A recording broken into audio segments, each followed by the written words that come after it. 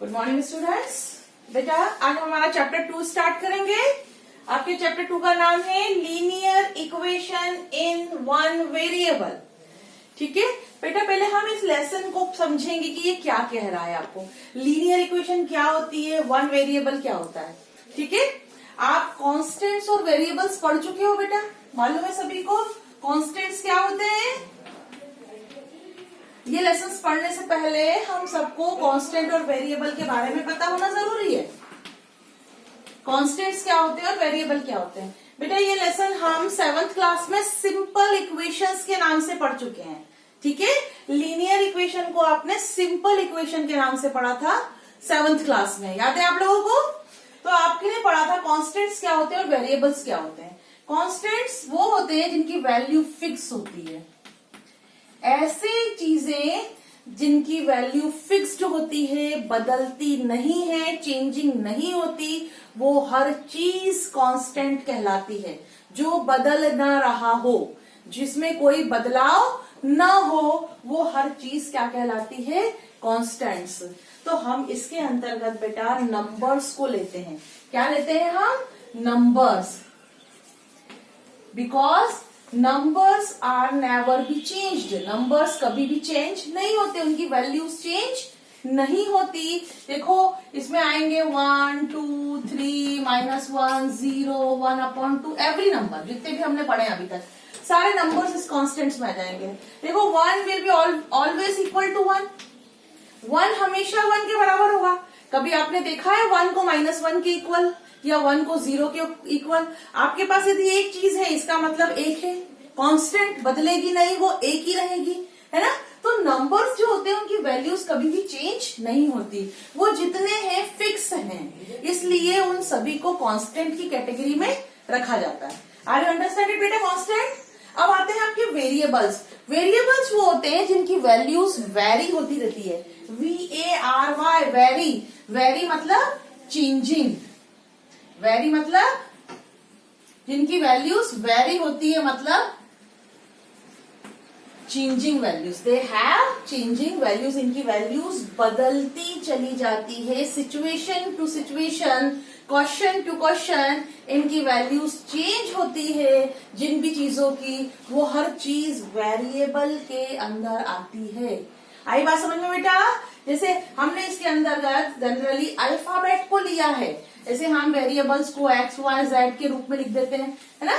आपने देखा होगा कई बार आपके क्वेश्चन में x की वैल्यू 1 आती है, कभी 1/2 आती है, कभी x = 0 आ जाता है, कभी x = -4/5 आ जाता है, कुछ भी आता है, x है, हर सिचुएशन में इसकी वैल्यू चेंज हो रही है।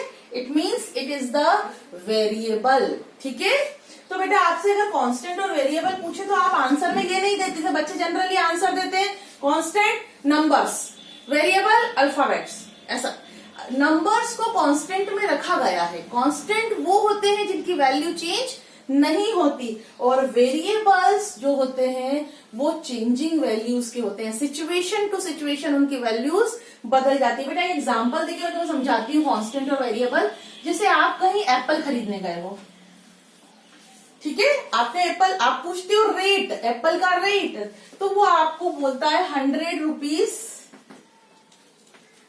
रेट आपको 100 रुपीज बताता है। रेट हमेशा पर केजी होता है, पर वन कुछ भी होता है ना, पर केजी, पर डजन, पर जो भी है, मतलब 1 यूनिट पर यूनिट आपका रेट होता है हमेशा, ये बात समझ लो।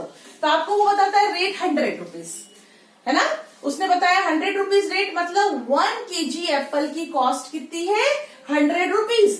अब आप चाहे 2 केजीज खरीदो, 3 केजीज खरीदो, 4 केजी, 5 केजी, जितने केजीज आपको एप्पल खरीदना है खरीदो, लेकिन क्या ये वैल्यू बदलेगी, पर केजी ये 100 रुपीज रहेगी। तो cost of 1 KG Apple is the constant. ये कांस्टेंट हो गया। 1 केजी एप्पल की कॉस्ट क्या हो गई, कांस्टेंट, ये बदलना नहीं है। उसने आपसे कहा 100 तो 100 ही रहेगी। ठीक है, अब वेरिएबल क्या है, अब वेरिएबल है टोटल कॉस्ट। ठीक है, आप 1 केजी खरीद रहे हो, 2 खरीद रहे हो, 3, ये बदल, एक ग्राहक आया, उसने 1 केजी एप्पल खरीदा, दूसरा ग्राहक आया उसने 2 kgs खरीद लिए, तीसरा ग्राहक आया उसने 4 kgs खरीद लिए। तो जो ये नंबर ऑफ kgs है, this one is the variable, ठीक है। नंबर ऑफ kgs जो खरीद रहे हैं वो होता है आपका वेरिएबल। इस वेरिएबल के हिसाब से आपके एप्पल की टोटल कॉस्ट चेंज हो जाएगी।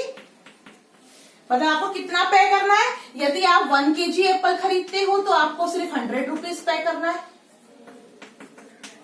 यदि आप 2 kg एप्पल खरीदते हो, ये केजी और ये रेट, यदि आप 2 kg एप्पल खरीदते हो तो 2 into 100 आपको 200 रुपीज पे करना है। यदि आप 3 kg एप्पल खरीदते हो तो आपको 3 into 100 मतलब 300 रुपीज पे करना है।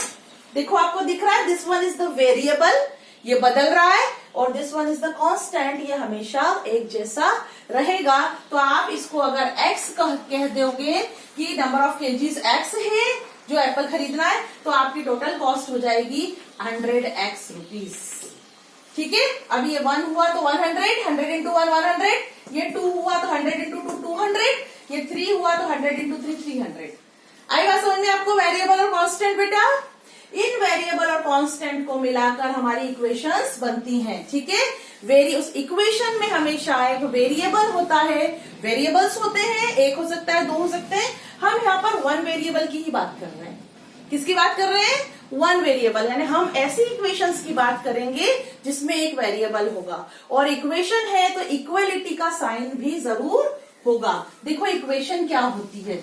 इक्वेशन हमेशा LHS RHS के इक्वल होता है ना। हमने सिंपल इक्वेशन में पढ़ा था, देख x plus 3 is equal to 5, ठीक है। x प्लस 3 या x प्लस, अभी सिंपल सा बताती हूँ, x plus 5 is equal to, x plus 3 is equal to 5, ठीक है। ये हो गई आपकी एक इक्वेशन। देखो इसमें एक वेरिएबल, ये है इक्वेशन इन 1 वेरिएबल, एक वेरिएबल की इक्वेशन है, ठीक है। इसमें वेरिएबल एक ही है x, और बीच में इक्वलिटी का साइन है। इक्वलिटी का साइन शो करता है कि this one is the equation. इसका मतलब LHS RHS के इक्वल होगा। कब? x की वो वाली वैल्यू इस इक्वेशन का सॉल्यूशन होगी जिसके लिए इक्वेशन के लेफ्ट हैंड साइड वाला पूरा नंबर राइट हैंड साइड वाले नंबर के इक्वल होगा। इस टाइप के क्वेश्चन करे थे बेटा, आपने रखा था put x is equal to 1, put x is equal to 2, ऐसा रखा था। और जो भी x की वैल्यू LHS RHS को इक्वल करती थी, आप कहते थे कि it is the solution of the equation, है ना। तो सॉल्यूशन वही होता है जो x की वैल्यू इक्वेशन को सेटिस्फाई कर दे। सेटिस्फाई कर दे का मतलब LHS को RHS के इक्वल कर दे। देखो यदि मैं x इज इक्वल टू 2 रखती हूँ तो this one value satisfy this equation, हो जाएगा x plus 3 is equal to 5 होना चाहिए। 2 प्लस 3 इज इक्वल टू होता है 5, 5 इज इक्वल टू 5, मतलब इस x की वैल्यू ने इस इक्वेशन को सेटिस्फाई कर दिया, LHS RHS के इक्वल आ गया। दिस मीन्स इस x की value is equal to 2, x is equal to 2 is the solution of the equation, ठीक है। ये समझ में आए? हम कर चुके हैं पहले। अब हम बहुत आसान तरीके से इक्वेशंस को सॉल्व करेंगे, जो हमने 7th में भी सीखा है ना, सिंपल वे में। अगर आपको इक्वेशन ऐसी इसी इक्वेशन को हम दूसरी तरीके से करके बताती हूँ। यदि दिया हो x plus 3 is equal to 5, आपको x की वैल्यू निकालना है ना।